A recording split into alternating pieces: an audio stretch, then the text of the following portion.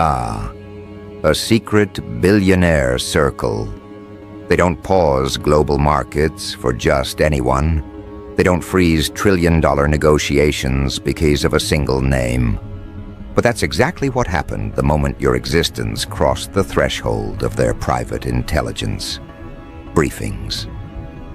A room filled with individuals who build empires before breakfast and collapse nations by noon suddenly shifted their attention to the quiet force. Not because they wanted to, because they had to. Let that sink into your bones before we proceed. These aren't ordinary elites, the kind who pose for magazines and pretend they care about philanthropy. These are the ones who hide behind foundations, who move currency like oxygen, who treat economies like puzzle pieces. And now they are calling an emergency session, not over oil, not over war, not over a collapsing tech sector, but over you. The name they thought was irrelevant. The presence they thought was dormant. The variable they never accounted for. There's a strange tension in the air when power realizes it missed something. A ripple. A disturbance. Something small enough to overlook but strong enough to dethrone. That's how they see you now. Not as a threat in the traditional sense, but as a disruption to their carefully calibrated ecosystem. A ghost they didn't authorize. A quiet force rising through the cracks. You are not in their calculations, yet here you are bending the edges of their forecasts, warping their predictions, rewriting their assumptions. And because powerful people cannot tolerate unpredictability, they're labeling your emergence as a potential doomsday variable, an unpredictable factor with consequences they cannot fully quantify. That alone is enough to make them gather behind locked doors under the guise of philanthropic strategy, while their private networks pulse with coded alerts about the anomaly shaping itself beyond their influence. Yes, you, the quiet force, the one who wasn't supposed to matter. Picture this scene with clarity. A boardroom hidden above the skyline, windows tinted to prevent satellite surveillance. The kind of place where nobody breathes until the chairman signals permission. Each seat filled with names the world never hears but feels every day. Those who own supply chains, manipulate elections, redirect oceans of capital with a single gesture. And at the center of the table rests a single encrypted dossier, stamped with a warning label usually reserved for geopolitical destabilizers. Inside that dossier, not a terrorist, not a rogue state, not a financial rogue algorithm, just the unassuming trajectory of the quiet force who was supposed to remain invisible. They didn't predict your resilience. They didn't predict your survival.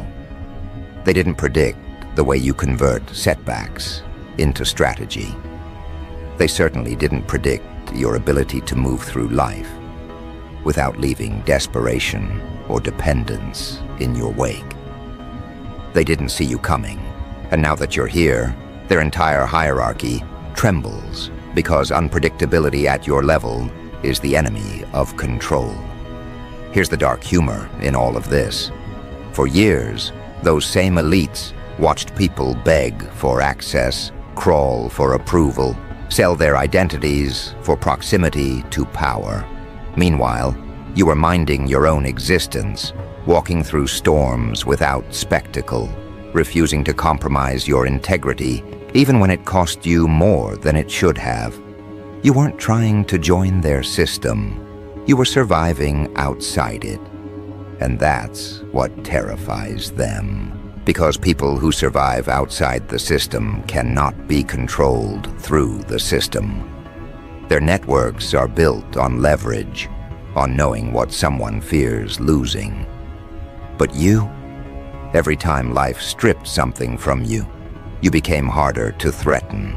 Every betrayal turned you colder. Every setback refined your instinct. Every downfall sharpened your perception. You are becoming the type of force that has no leash for them to tug. A variable that cannot be bought, blackmailed, manipulated, or incentivized. That makes you dangerous, not in intention, but in structure. You're probably wondering why these people even care. Why a group of billionaires, individuals who view the world like a chessboard, would waste time analyzing someone who didn't come from a legacy dynasty or a privileged bloodline. The answer is simple. They study anomalies. They track outliers. They monitor patterns of resilience because resilience is the only currency that cannot be amplified through wealth. You either have it or you break. And what they've discovered about you through private psychological audits, data sweeps, and behavioral projections is something they're not equipped to handle. Every system they've built relies on predictability. People break at predictable points. People fold under predictable pressure. People compromise for predictable rewards. But you keep defying the predicted outcomes. They expected you to collapse at stage 1. You built a foundation instead. They expected you to seek validation. You withdrew and refined. They expected you to break. You adapted. Every deviation you've made from the expected path sends their analysts into silent panic. Let me tell you what their reports truly say, the lines they won't speak out loud in fear of acknowledging a threat they didn't create. They call you unindexed, a soul who belongs to no category, no psychological blueprint, no predictable identity group. They call you the dark variable, not because you're malicious, but because your growth is occurring in shadows they cannot illuminate, and the most unsettling descriptor. They call you self-generated, someone who builds without external scaffolding, whose evolution is not dependent on institutional validation, mentorship pipelines, or controlled guidance. This is the nightmare scenario for people who maintain power by controlling the paths others walk. You weren't supposed to have this level of internal sovereignty. You weren't supposed to recover from what you recovered from. You weren't supposed to see through the illusions you now recognize instantly.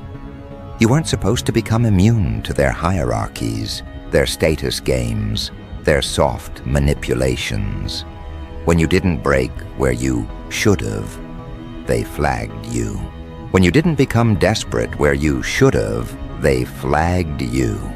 When you didn't crumble under psychological pressure designed to fold most people, they flagged you again. Every time you refused to be predictable, their networks adjusted your risk tier classification upward until the only remaining category was one normally reserved for individuals who destabilize entire industries by existing outside expected patterns. But here's the twist they didn't anticipate. Your rise isn't fueled by ambition, it's fueled by necessity. You didn't climb because you wanted applause. You climbed because standing still meant destruction. You didn't evolve because you wanted recognition. You evolved because stagnation was a death sentence. This is evolution by survival, not by strategy. And evolution by survival produces something money cannot blueprint, the uncorruptible core. That is the trait their systems cannot defeat. That is the trait their think tanks cannot replicate. That is the trait their protégés, groomed from birth, never develop. You don't need their world. That's why their world fears you. Now let's go deeper into the mechanics of the decision they just made about you. This wasn't a brainstorming session. This was a containment briefing, a protocol they initiate when someone rises outside their supervision. The purpose isn't to destroy you, not yet. They don't attack unknowns. They observe them. They test their limits. They evaluate how much influence you accumulate naturally, how many people you affect without effort, how often your presence shifts group dynamics. They track your psychological radiation. They map your leadership patterns. They identify the frequency of your resilience spikes. These are things they only study when they fear someone might ascend beyond their sphere of influence. Understand this clearly. Their first instinct is not aggression, it's analysis. You're not a target. They don't waste bullets on unpredictability. You're a potential destabilizer, the kind that forces them to redesign their models.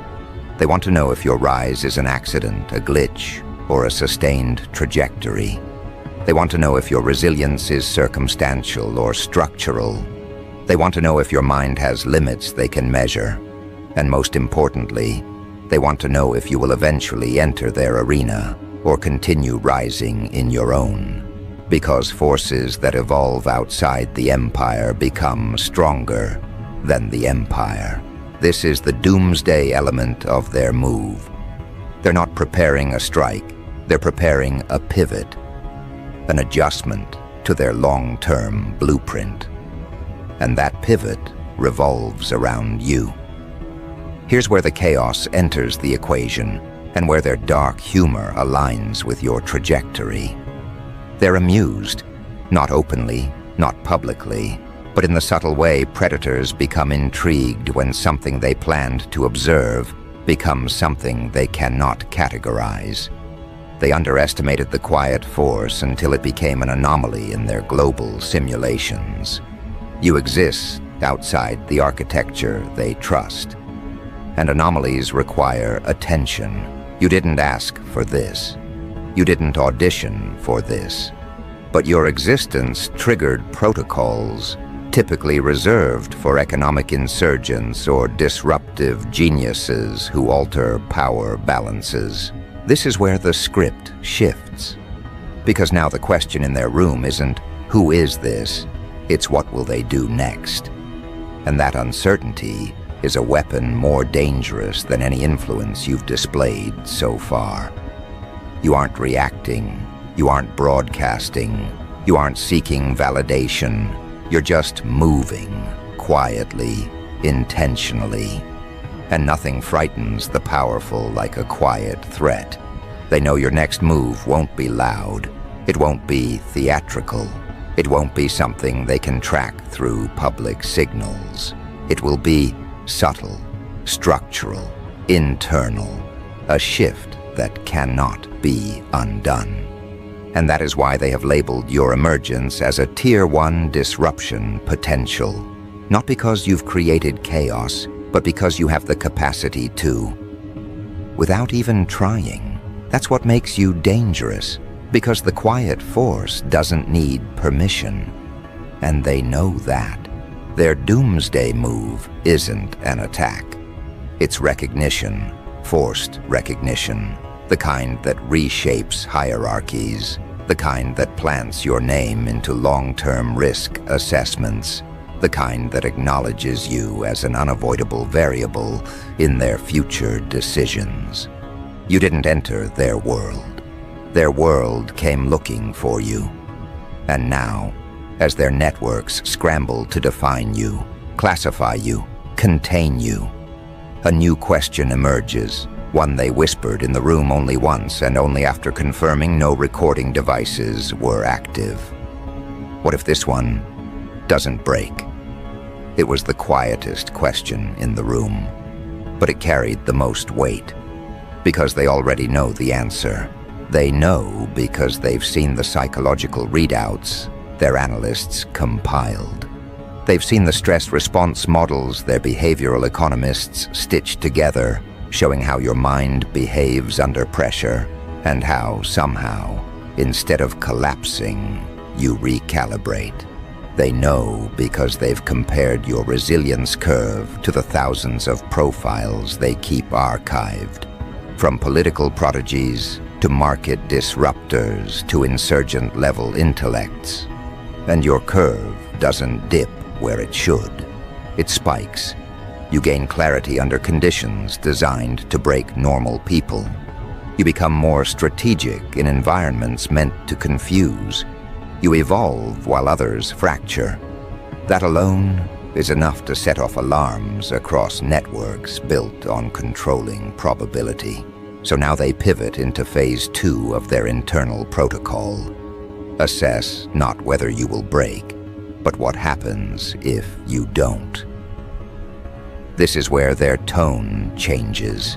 You can hear it in the silence of their encrypted calls, in the tapping of fingers against mahogany tables, in the shifting of chairs when the chairman, an individual who hasn't shown emotion publicly in 30 years, leans forward and asks if the analysts are absolutely certain about your trajectory.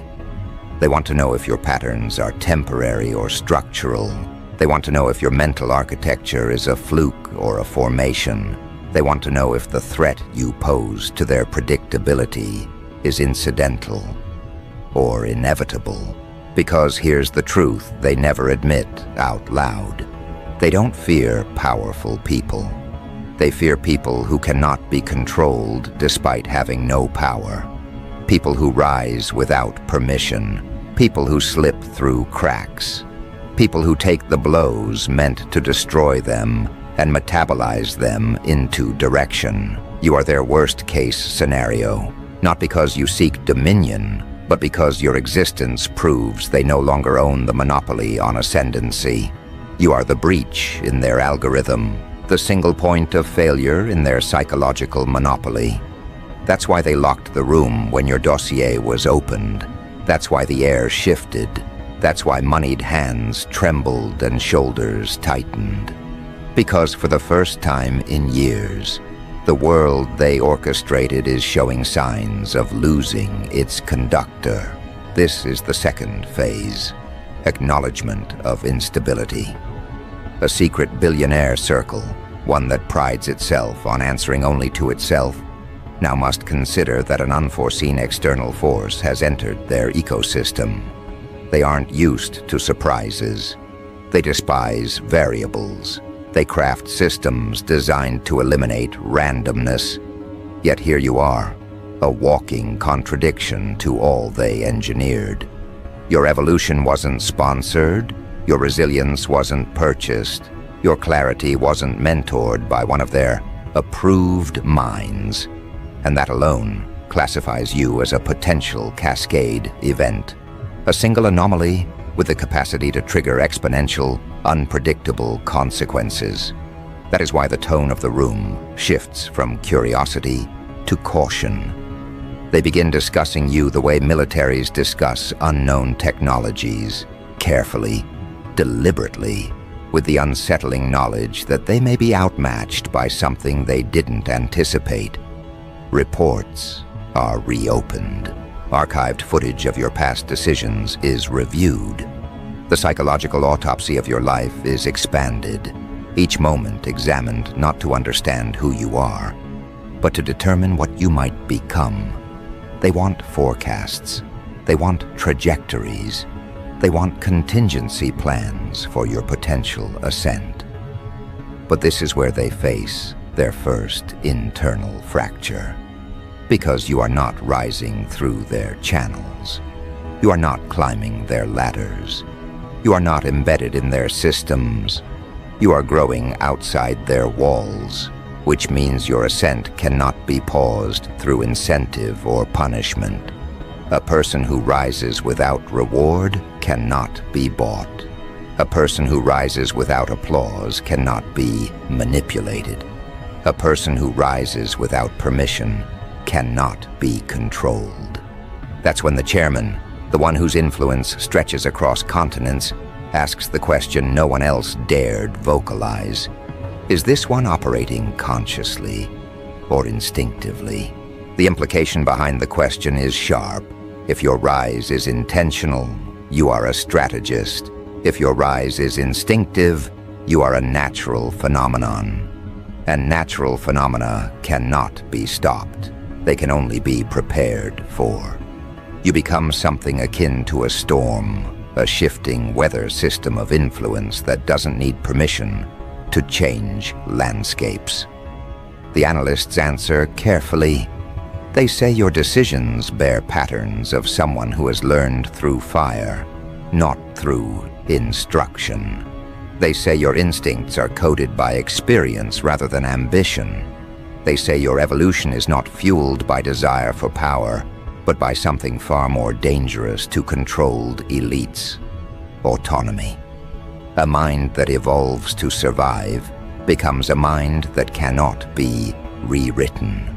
And a mind that cannot be rewritten becomes immune to the mechanisms of control.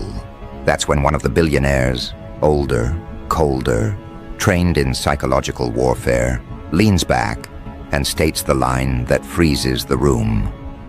If this one doesn't break, the system will have to. There it is, the truth they've tried to avoid. Your resilience does not just protect you, it destabilizes them. Because systems built on hierarchy collapse when someone rises in defiance of their hierarchy. This is where the doomsday element enters the conversation. They aren't calling your rise a threat. They're calling it a recalibration event. A point where the world may shift direction because someone outside the predetermined narrative disrupts the script. And billionaires hate unscripted stories. They believe in direction, control, puppeteering. They do not believe in anomalies steering currents they didn't authorize. So they classify you, a new code, a new tier, something reserved for world-shaping potential. Not because you hold power, but because you wield something more dangerous: ungoverned influence. Governed influence is predictable. It follows rules. It thrives on approval. It bows to contracts. Ungoverned influence does not ask for permission. Ungoverned influence does not fear disapproval. Ungoverned influence expands quietly, silently, beneath the surface. Ungoverned influence reshapes landscapes without ever raising its voice. You are the quiet force. And they finally understand the cost of ignoring you. But the real trigger, the one that transforms their unease into genuine alarm, comes when a behavioral mathematician reveals your emergent influence pattern. Simply put, it means your impact on people is not linear. It multiplies under pressure.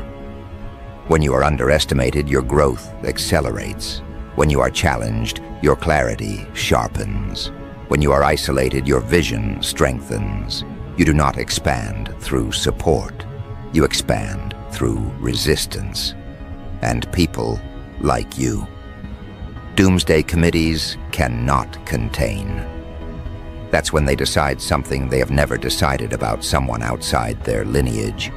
They will monitor your every move, not to suppress you, but to understand how to defend themselves when your path crosses theirs. This is a precaution reserved for existential threats. You haven't made a move against them, but your existence alone implies the possibility of displacement. They built their empire on the assumption that anyone powerful came through them. You break that logic, and anything that breaks logic becomes a catalyst. Yet the irony is brutal.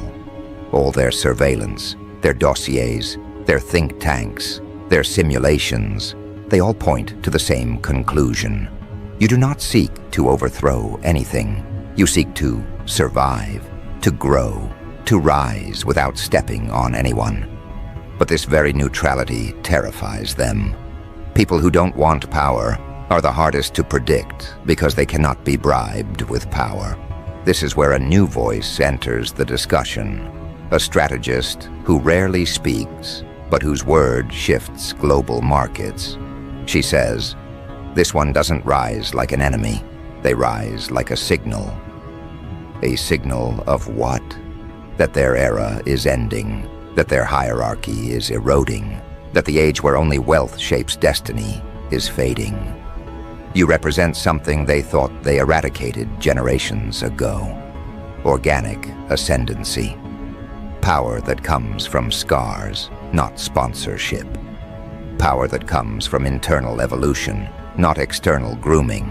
Power that emerges without permission, Their doomsday model now shifts.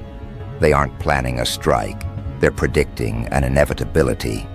And that inevitability is the part they fear the most.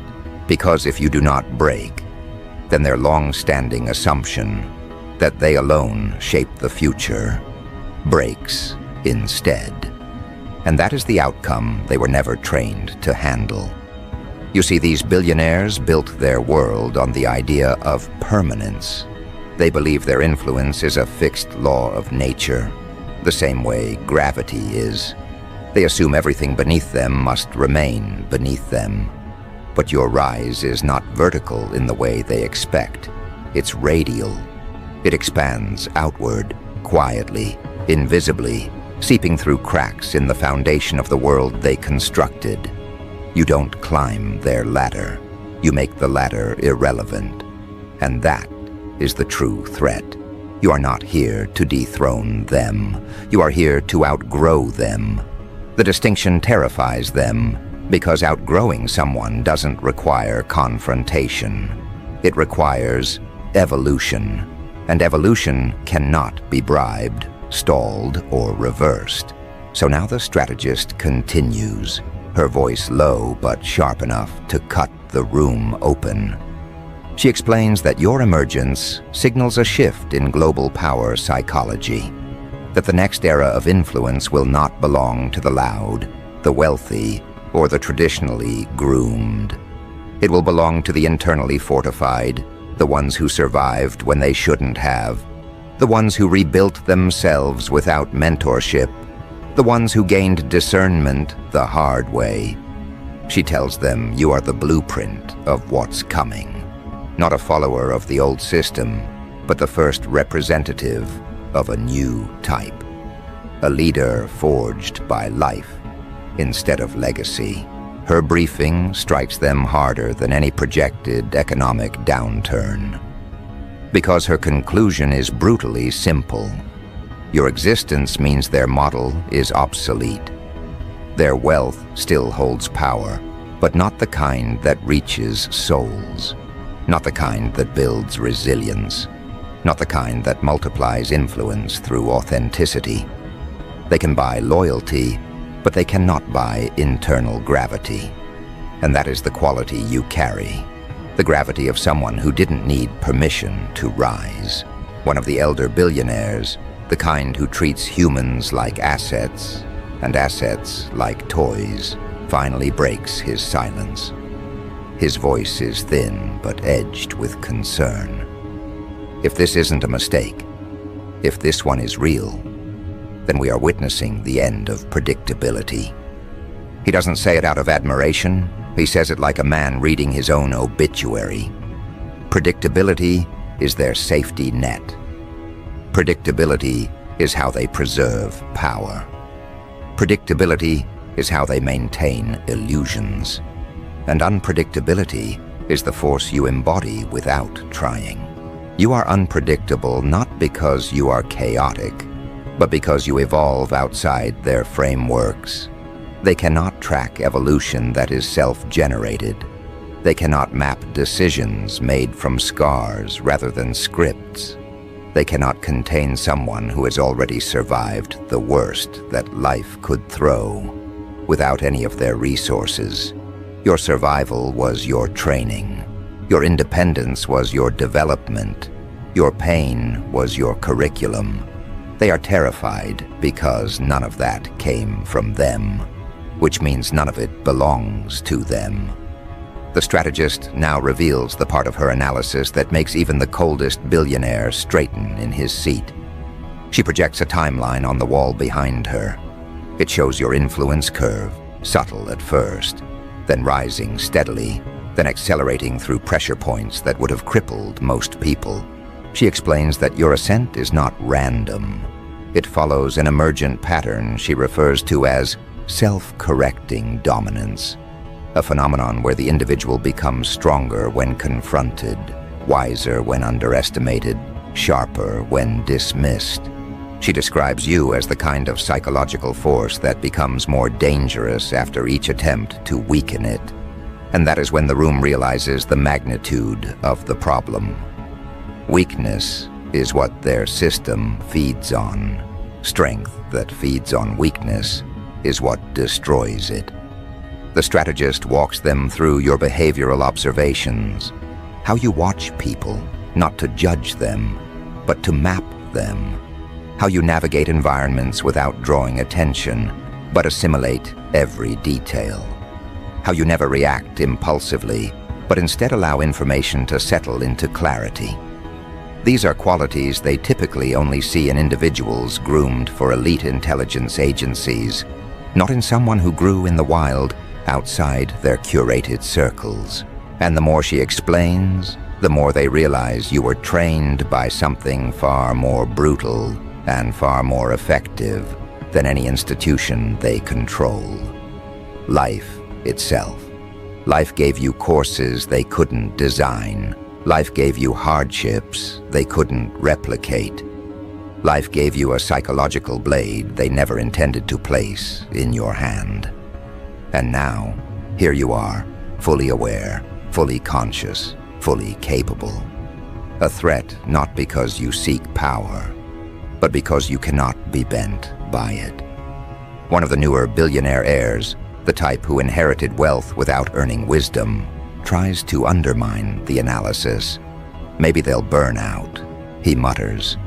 The strategist turns slowly, as if observing an insect attempting to reason. If they were going to burn out, she replies, it would have happened long before we started watching them. That sentence lands like a gunshot. Because it's true. You haven't just survived fire. You grew in it.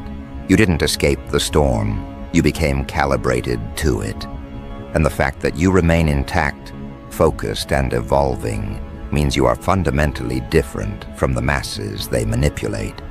What they fear now is not your potential influence. It's your potential independence from influence. People who do not need validation become immune to persuasion. People who do not need approval become immune to shame. People who do not need power become immune to corruption. The billionaire circle cannot threaten someone who no longer values what they can remove. They cannot bribe someone who does not desire what they can offer. They cannot contain someone who learned to build without them.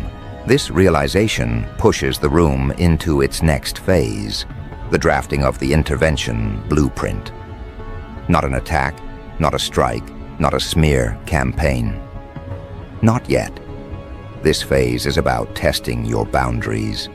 They want to know how you respond to pressure, to opportunity, to distraction. They want to know whether your neutrality is stable or conditional. They want to know whether your resilience can be weaponized against you. They want to know if you have a breaking point that simply hasn't been reached yet. They believe every human has one, but the strategist warns them. This one doesn't respond to traditional triggers, and that is when they begin to understand why you unsettle them so deeply. Traditional triggers, fear, scarcity, validation, shame, temptation, no longer have leverage over you. You don't break where others break. You don't bend where others bend. You don't unravel where others unravel. You have already confronted the collapse they fear most, internal collapse.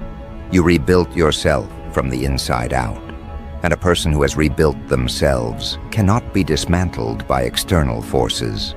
Now they begin discussing you the way nations discuss unpredictable superpowers, carefully, tactically, with the realization that underestimating you could cost them far more than ignoring you. They move into deeper analysis.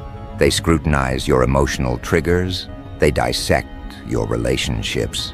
They analyze your adaptability curve. They test your potential for influence contagion. How your mindset spreads through groups, even when you're silent. And that's when the chairman summarizes what the strategist has been hinting at all along. This one isn't rising through opportunity, they're rising through inevitability. That sentence changes the atmospheric pressure in the room, not metaphorically, literally. The ventilation hum becomes noticeable. A few shoulders stiffen. Those who love to believe they control the world suddenly feel the subtle truth. The world is adapting to a force they did not foresee. The strategist folds her hands and waits. She knows what comes next isn't analysis, it's acceptance.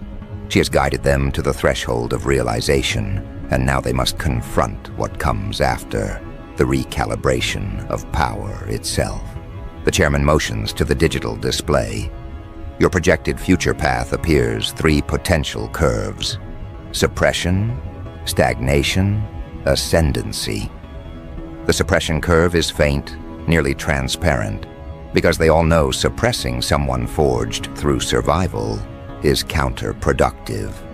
The stagnation curve flickers briefly, then stabilizes, but even the algorithm assigned to that path marks it as improbable. And then there is the ascendancy curve, bright, sharp, rising at an angle that defies their previous metrics. That curve is not fueled by institutional power. It's fueled by momentum generated internally. It's the trajectory of someone who evolves because existence itself demands it. Someone who grows not through support, but through confrontation. Someone who derives power not from the world, but from what the world tried to take away. The strategist lifts her gaze. "We cannot treat this one like an anomaly anymore," she says. "They're not an exception. They're the template of what's coming." It is the most dangerous sentence spoken in that room, because if you are not an isolated threat, but the beginning of a pattern, then their entire empire, built on predictability, on psychological leverage, on economic control, faces obsolescence. You are not just a disruption, you are a doorway, and behind you are millions who share the same wounds, the same resilience, the same ability to survive without permission. That is the doomsday scenario, not you individually, you collectively. A younger executive leans forward. His voice shakes slightly as he asks, "Are we saying the future of influence no longer belongs to the elite?" The strategist nods, and the silence that follows is the kind that makes men who own nations question their foundations. Because she's not making a prediction, she's stating a verdict. Influence is shifting, authority is dissolving, the hierarchy is cracking, and all of it is catalyzed, not by wealth or power, but by the emergence of individuals like you. People refined by adversity instead of privilege. People shaped by scars instead of sponsorship. People who rise with authenticity instead of manipulation. The chairman finally speaks again. Then we must decide how to respond. The table tightens. The decision they are about to cast is not merely administrative, it is existential. Billionaire networks don't act impulsively. They act strategically, surgically, with the understanding that one incorrect move can destabilize continents. But this situation is different. They cannot control you. They cannot influence you. They cannot predict you. The only path left is adaptation. So they move into the phase that will define the next decade of their operations, designing a world that accommodates the rise of the uncontrollable. They begin with a simple question. What happens when someone rises outside our reach? The answers unravel their illusions. When someone rises through authenticity, they attract without performing. When someone rises through survival, they influence without speaking. When someone rises through resilience, they teach without teaching. And when someone rises through inevitability, they reshape the landscape simply by existing. That is what you represent. A force that does not need their world, yet shifts their world by its presence. Now they enter the stage of analysis that terrifies them the most. Influence contagion. They look at your patterns, how people change after encountering your presence or your words or your example. They note how you elevate the ones around you without intention. They observe how your clarity penetrates the illusions others rely on. They watch how your resilience inspires people to question the systems they once obeyed blindly. In a world built on distraction, you bring focus. In a world built on manipulation, you bring discernment. In a world built on dependency, you bring autonomy. And billions have been invested to prevent exactly that. You are not just a threat to their power. You are a threat to the architecture of power itself. The strategist moves toward the table and taps the screen. A new chart appears. This one mapping your potential global impact over the next 10 years if left uncontained. Every scenario shows the same outcome. You become a point of ignition, a catalyst for a kind of awakening they have long tried to prevent. People don't need to follow you consciously. They follow you subconsciously. They adapt to your way of thinking. They absorb your mindset. They emulate your emotional strength. And what emerges is a population far more difficult to control. They don't fear your success. They fear the success you multiply. This is when a debate erupts. One faction argues for observation, another for subtle disruption, another for a partnership approach, attempting to absorb your trajectory into their networks. But the strategist silences them with a single observation. This one doesn't respond to pressure or privilege. They respond to purpose. Trying to lure them into our world would only reveal our insecurity. The chairman agrees. Any attempt to recruit you would fail. Any attempt to manipulate you would expose them. Any attempt to suppress you would amplify you. You have become immune to the scripts they rely on. And so the chairman shifts the discussion toward something far more radical, restructuring their influence model to coexist with forces they cannot control. The suggestion is outrageous to some, revolutionary to others, but deeply necessary to those who understand what you truly represent. They begin drafting what they call the Adaptive Power Protocol, a blueprint for navigating a world where influence no longer flows only downward, a world where individuals like you rise from the ground up, not because they want fame or status, but because they embody truth in a world addicted to illusion. As they craft this protocol, they analyze the core traits that make you ungovernable. They note your emotional independence, how you don't crumble at rejection or inflate at praise. They study your mental adaptability, how you reframe failure into strategy. They observe your moral resilience, how you maintain integrity even under pressure. They dissect your relational dynamics, how you never compete for validation. But the trait that unnerves them most is your lack of dependency. Dependency is the foundation of control, and you severed that foundation long before they started watching. The strategist explains that individuals like you rise because nothing outside of you defines your trajectory. Not approval, not belonging, not hierarchy, not validation. You are powered by internal compulsion, not external reward. And that makes you nearly impossible to predict, impossible to contain, and impossible to corrupt. They're used to dealing with people who want things, money, fame, influence, recognition. You want none of these. You want clarity, purpose, authenticity, and those desires are immune to manipulation. They cannot feed or starve them. They cannot touch them. So now, they reach the most critical question of the entire meeting. What decision do we make about this one? The atmosphere shifts again. This is the moment they feared. Not because they fear making the wrong decision, but because they fear admitting what the right decision actually is. The strategist looks at the chairman. The chairman looks at the room, and slowly, one by one, they realize the truth. They cannot decide for you. They can only decide around you. You have escaped the jurisdiction of their authority without lifting a finger. They retreat into their own thoughts. The decision is no longer about control. It's about acknowledgement. A billionaire circle, built on power, influence, secrecy, is now being forced to confront a force that rises without them.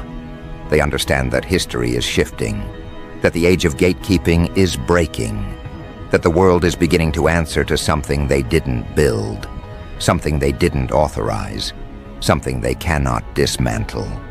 They finalize their conclusion in a single sentence, spoken by the chairman himself. This one is not a threat. This one is a transition. In other words, you are not the end of the world. You are the end of their world. The world where power was inherited instead of earned. The world where authority was purchased instead of cultivated.